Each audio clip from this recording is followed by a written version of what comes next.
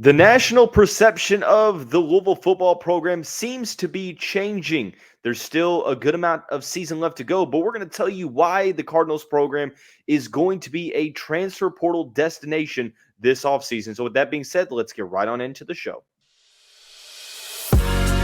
You are Locked On Louisville, your daily podcast on the Louisville Cardinals. Part of the Locked On Podcast Network, your team every day. What is going on, everyone? Welcome into another episode of the Locked On Louisville podcast. Today's episode brought to you by FanDuel. Make every moment more right now. New customers get $150 in bonus bets with any winning $5 money line bet. That's $150 back if your team wins. Visit FanDuel.com/lockedon to get started. Joining me on today's episode of the show, my good friend, weekly co-host of the Locked On Louisville podcast, State of Louisville football analyst, Grant Mulligan. G Money, what's going on, man? What's going on, man? Glad to be back. Glad to have another win in the pocket. Glad to have JoJo Stone as well. Big commitment over the weekend. Hopefully a few more on the way. Got some good crystal balls in. Yeah. Got to keep hot. Recruiting trail. We're getting ever closer to signing day. But that's not what we're talking about today. No. But it feels good. It feels good to be 8-1. That's what I need to. It was a great weekend. I mean, we got the news of JoJo Stone's commitment 2 hours before the game?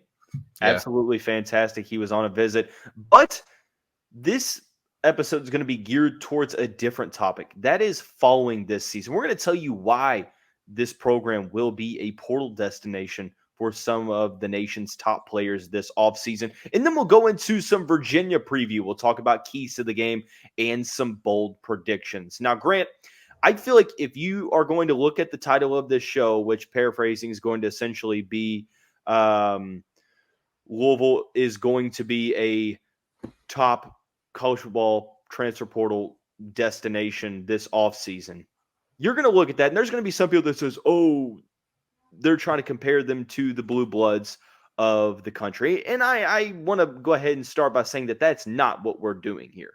Louisville is not a Georgia. Louisville is not in Alabama. It is what it is. I mean, we know our place. But I will say that there are certain things in place at Louisville as to why I feel that this place will be a portal destination. First off, the perception of this program has changed. It seems like, how many times have you heard, is this the new TCU? Now, granted, this year, that might not necessarily be the greatest thing. But with the win over Notre Dame, the viewpoints on Louisville seem to be changing. How much does the perception, how much will it affect this upcoming offseason when it comes to Jeff Brom going into the portal and trying to get some big-time players? I think that given our ability to win that we have demonstrated time and time again so far this season, it really lends itself to be one of those teams that, and we'll touch on this more in a minute, where you can have the opportunity for both playing time and legitimate winning. It's a well-coached team. You see guys who have come here either through high school ranks or through the portal and have improved in their game drastically. I mean, the results aren't just statistical. You can watch as they play, but you can go across the position groups, and I find it really hard to tell you a position group that isn't well-coached. So, being on this stage, winning this many games, grabbing the national attention, these guys are going to be able to see that. You're going to look out and watch some of our games, see the defense, in this scheme, a lot of guys having a lot of statistical production, but more importantly, reducing the amount of points the opponents are scoring, pitching shutouts, pitching 3-point performances. So just drawing that national attention to a program that is really in a good spot in terms of winning culture, well coached. It just, if you want to join a program that isn't a blue blood, that isn't so log jammed to every position, but you're still you're going to be able to be competitive for a Power 5 conference title immediately, then I think that's going to be something that's really attractive in terms of just pure winning for a lot of these guys. You talk about winning. What's the main difference in college football between the postseason this year and the postseason next year? Talking about 12-team playoff. And where is Louisville currently sitting in the college football playoff picture? Are we 11th? Are we We 11th right we now? were 13th. Now, granted, this episode's being recorded at 5:30 on Tuesday evening. By the time you hear this episode, the new college football playoff rankings will have already came out. It But was I would AP that I was assume, thinking of. It was yeah, AP that I was we're thinking of. 11th in the AP. But I would assume that Louisville's probably, I'd say rise maybe 1 to 2 spots, respectively. I mean, the AP poll had us lower than the playoff poll did last week because the that is AP had very us true. 16th and playoff had us 13th. So if they're going to move us from 16th to 11th, then there's no reason to believe that the playoff doesn't also believe in us in that way. And that's kind of where I'm going with this is that, there are those top teams every year that you could say, the pitch is, hey, look, there's a good chance we're going to go to the playoff. You can't really go to many other places and get that experience. Well, now with a 12-team playoff, it, I think, includes a program like Louisville, who I don't think that, even though this is a great season with Jeff Brom, I don't think it's going to be an anomaly. I really don't. I think it's going to be continued success. Now, whether or not we're going to win 10, 11 games every season, probably not. But I do think that Brom is going to take this team to new heights. But I think that with what he's shown the ability to do in the portal before he's really even got onto campus, I mean, you have to think the playoff expanding to 12 teams allows Brom to not only utilize the playing time, say, hey, look, you can come to Louisville, play early, and know that you're going to have a spot, while also having a chance to compete in a 12-team playoff. No, I think you're absolutely right in that way. And we, as everyone well knows, we built this team through the portal in a huge way for this season. So it's easy to look as a someone who's going to jump in the portal and see what your role is going to be, or see the kind of success that this team has had with the portal. One of the things that I think is biggest to note is that the 2024 class isn't super stocked, and that isn't where the staff has put their focus. They're much more focused on 25 high school recruiting. So there's still a lot of opportunities to be had, both in rental transfers where guys who have 1, possibly 2 years left. But there's also opportunities for long-term transfer guys, because you don't have a ton, depending on the position group, of course, of 24 high school guys to compete with. And that, to me, looks like the staff is going to be poised to take another run in the portal and try to stock up that way. We're going to be losing a lot of guys just by the nature of it. We had a lot of really experienced guys we got through the portal. I think one of the biggest groups that we're going to be able to hit once again is the offensive line. You've got guys who we're going to be down both tackle starters. Unfortunately, one of the best linemen of our time for a while, Brian Hudson's gonna be moving on. So as it currently stands, that's 3 open starting spots that, as we know, could get a guy come in and start right away in the portal. That's very attractive minutes for a lot of guys, and they know that we like to build the roster that way. They know that we won that way. So I think we did really well in the portal even before showing results. Now we show these guys, like, we've got transfer guys at every position who you could point to and say they've got production, they've gotten minutes, they've got time. And now you can point and say they've got wins. So I think that it's going to be another year of heavy portal building. I don't know. I would doubt if we went another 27 portal guys. I think, am I correct in that? I think we had 27 portal guys, or it was something really high like that. I don't know that it was that many, but it was definitely, I feel like, over 15 for sure. It was a lot. I But might be crazy for saying 27. You mentioned winning. I think that is almost like a prerequisite to it. You have to show that success can be had at your destination. I mean, granted, Louisville seems to be right up there in terms of NIL packages. That's another aspect of this that I think is going to be key, with players that maybe are great college players, but their draft stock isn't necessarily as high. NIL packages are really going to be emphasized to maximize. And I think that it really becomes key, especially in like bidding wars and stuff like that, because it's going to happen in the portal, as we've seen, just like high school recruiting. But ultimately, I mean, I think that this is a great opportunity for Louisville. And I think that what we can do at the end of this season. If Louisville is able to make that ACC championship game, like a lot of places are projecting them to, I mean, there's no telling what this team can do in the offseason. But the season's not over yet. We've still got 3 more regular season games.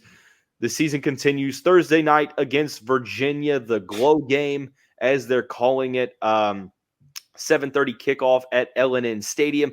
Keys to the game for this team. Louisville is a 20-point favorite, but they do need to handle business. We'll talk about one offensive, one defensive key to the game for your Cardinals here momentarily after we talk about our friends over at PrizePicks. PrizePicks is the largest daily fantasy sports platform in North America. It's the easiest and most exciting way to play DFS. It's literally just you against the numbers. Instead of battling thousands of other players, including pros and sharks, you pick more than or less than on 2 to 6 player stat projections and watch the winnings roll in. With the basketball season here, you can now pick combo projections across football and basketball from the Specials League, a league created specifically for combo projections that include 2 or more players from different sports leagues. Like you could put in a projection with LeBron James, Travis Kelce at a 10.5 combo of 3-pointers made plus receptions. I'm not sure of whatever platform is doing that. It's absolutely incredible. Go to prizepicks.com/lockedoncollege. Use the code lockedoncollege for a first deposit match up to $100. Once again, prizepicks.com/lockedoncollege. Using the code lockedoncollege for a first deposit match up to $100. I mentioned, look, whenever you're favored by almost 3 touchdowns against a team, you start talking about keys to the game. And I feel like for the most part, it's like, don't mess up kind of thing. Like, Don't do fall what asleep. you have to do. But respectively, Virginia showed against North Carolina that they still can throw a wrench in plans. Virginia isn't the greatest team out there, sitting at 2-7, 1-4 in conference play, but still a decent team. So Upset UNC. yeah, they upset UNC. So Upset UNC because UNC fell asleep on them.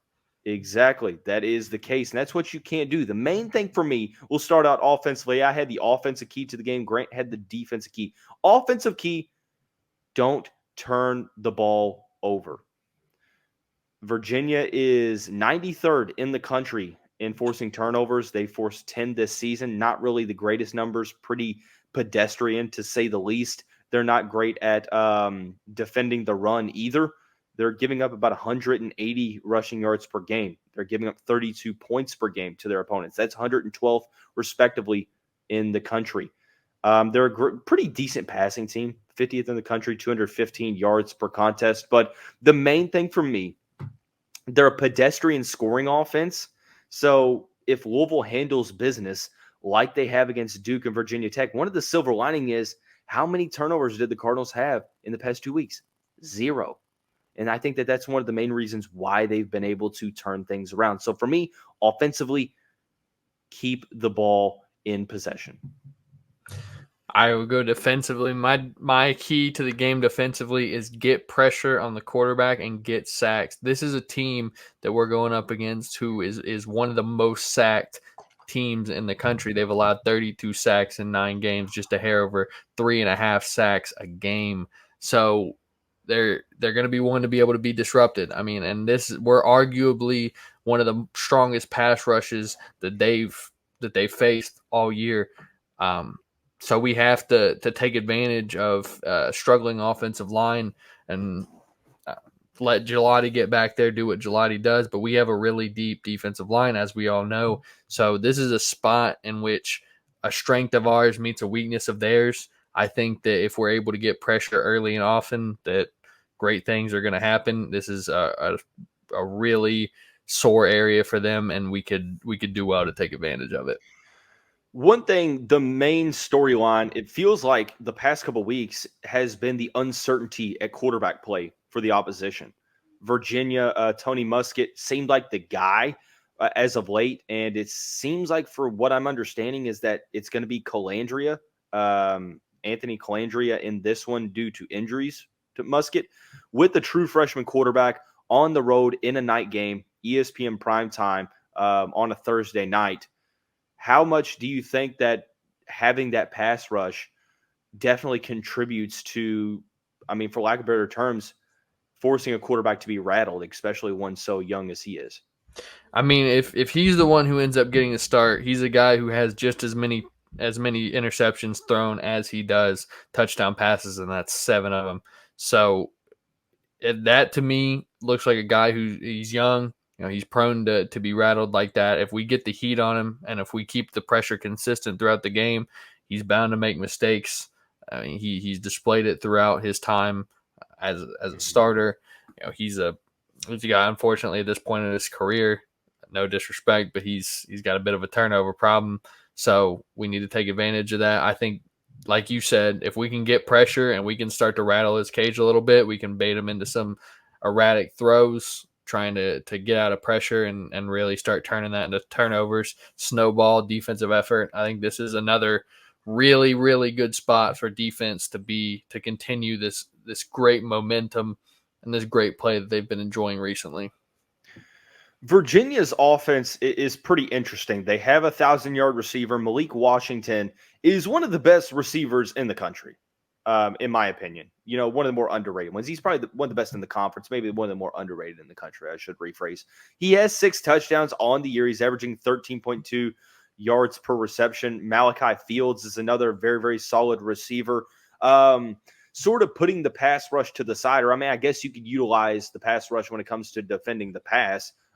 Considering that you're throwing the quarterback out of sync. But how much emphasis is on Louisville's secondary now, who we still don't necessarily know about the status of Jarvis Brownlee, especially on a short week, so it could be up to Storm Duck as well to fill that spot. But how much emphasis is now on the secondary to limit the big plays to the receivers? Because I feel like that's how you pull off a big upset, is you have those big defined yardage plays downfield. Right. And it's going to have to come through the air for them. They've not been a team that's run the ball particularly effectively throughout the year. They only have one running back with, to my knowledge, they only have one running back with over 4 yards a carry. They do. He has 5.3, and the rest of the backfield is averaging under 3.5. So they're not a team that runs it very effectively.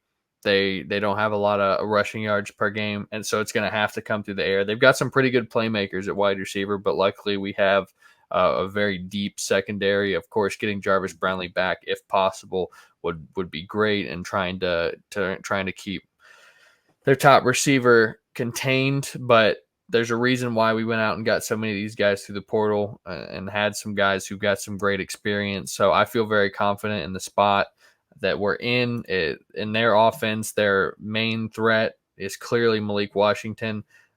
Can't fall asleep on the other guys. There's clearly some talent, but Ron English has done a fantastic job in his defensive planning so far. So I think that he sees as well as we do that that's where our defensive attention needs to be focused. I agree there. And I think that, like I said, if you handle business, you should win this game by close to the spread, potentially even more. But there's 2 bold predictions. I have one. Grant has one. If they come to fruition, Louisville's going to win by a lot. And we'll talk about those here momentarily. After we talk about our friends over at FanDuel, there's no better time to get in on the action with the #1 sportsbook in the country. Score early this NFL season. Right now, new customers get $150 back in bonus bets with any winning $5 money line bet. That's $150 if your team wins. If you've been thinking about joining FanDuel, there's no better time to get in on the action. The app is so easy to use. There's a wide range of betting options, including spreads, player props, over-unders, and my favorite, single game parlays. Visit FanDuel.com/lockedon to kick off the NFL season. FanDuel is the official partner of the NFL. Grant, before we talk about hot takes and bold predictions, I do have to give a special shout out to the digital production content creation team at Louisville.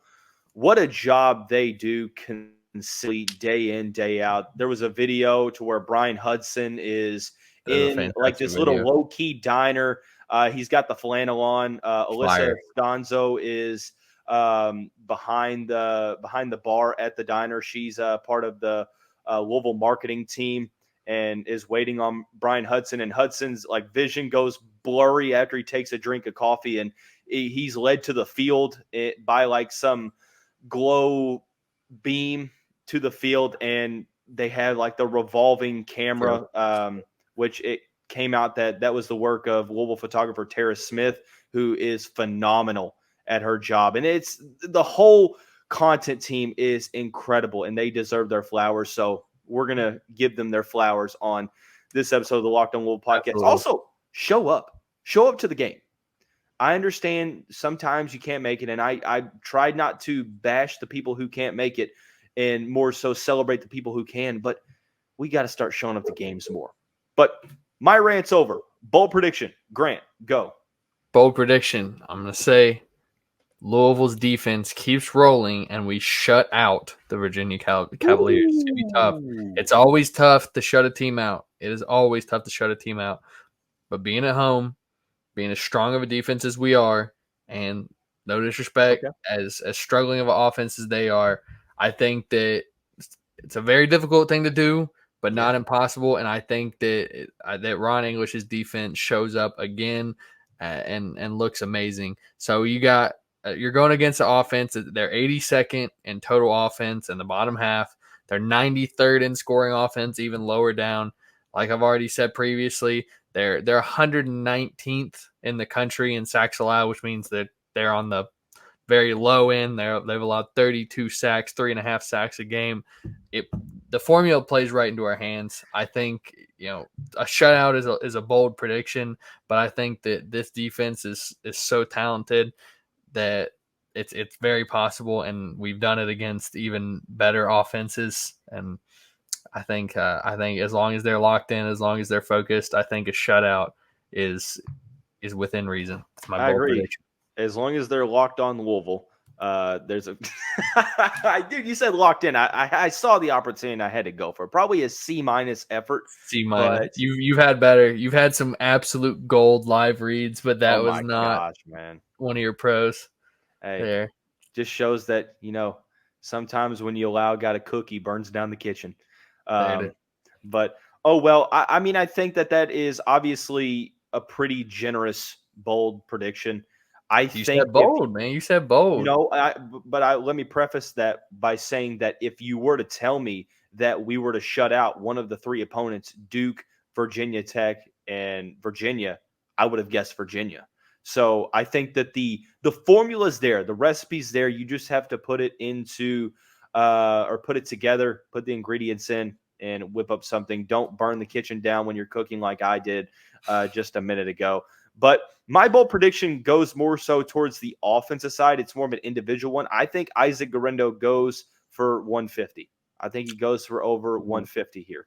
And reason why, I think that with how bad Virginia's rushing defense is, I think that Louisville's going to win this game probably on par with how they've been winning the past couple weeks. I think that this is going to be another opportunity to where we're going to see Jawar Jordan. But I think that Braum and them look at this game as an opportunity for him to get rest. Garendo showed that he could definitely, be the guy, at least for a game. And I think he's going up against a worse rushing defense. He's a sneaky home run type threat that you wouldn't think is there, but he definitely has that potential. And I think that he's going to rip off a couple of big runs. I think that he tops his career high this week against Virginia because he's going to get more carries, and especially if Louisville's winning in the second half, they're going to call his number more. I think he's going to get 149 just to spite you. That would be the best. To be fair, I did say he was going to break his career high, and his career high is 146. No, what your bold prediction was Garendo goes 150. That is what you started with. This show. Huh? Why are you on this show? Because you invited me to be a weekly guest, and then I just show up to my weekly slot. Well, damn, never mind, dude. You canceling me? Are you canceling my weekly segment, brother? That's no, definitely not. Until we lose, then you're gone, because then you're bad luck at that point. I'm bad luck, dude. We've won 8 games. We've only lost 1, and the one that we lost. This is crazy, right? The one that we lost was the week I was on vacation, and the week I did not make an appearance on the show. Yeah, I know. So I have to be here. Whose fault? That's me. Okay. I gotta be better, coach. I guess that's sort of your way of saying that you should be on regardless. So I have to be better. I respect it. Game, respect game. I have to be better. Before we get out of here, final score prediction. Final score prediction. I'm going to stick with my bold prediction. I'm saying they lay a goose egg. I'm saying it goes 34-0. I think it's 34-0. I think that's respectable. I think that Louisville's going to try to control the game on the ground. So anybody expecting a 52-0 game, I'm not sure that we're based on the pace of play. I'm not necessarily sure it's going to be that high. I think I'm probably right there with you. I'm personally going to go, I think I'm going to go 35-7. I think, just one touchdown, maybe in garbage time or maybe second quarter or whatever, and then Louisville adjusts. But I think it's going to be a comfortable lead. Put it this way, Louisville will cover the spread, in my opinion. So I agree with you. But that is going to wrap up today's episode of the Locked On Louisville podcast. Don't forget, tomorrow, Cardinals back in action. Thursday night game, 7:30 kickoff, L&N Cardinals Stadium. Be there. I would say wear your glow attire, but I don't even know how many people have glow-in-the-dark clothing. Go buy some. Yeah. Go buy some. Go buy some. Go buy some. If you're a real fan, you go buy some, okay? There you go. And then you wear it for the rest of the weekend, assuming we win. But like I said, that's going to wrap up today's episode of the show. Be sure to follow along on all social media, on Twitter, on YouTube, on Spotify, Apple Podcasts, whatever you get your podcasts on. We'll see you right back here following the game.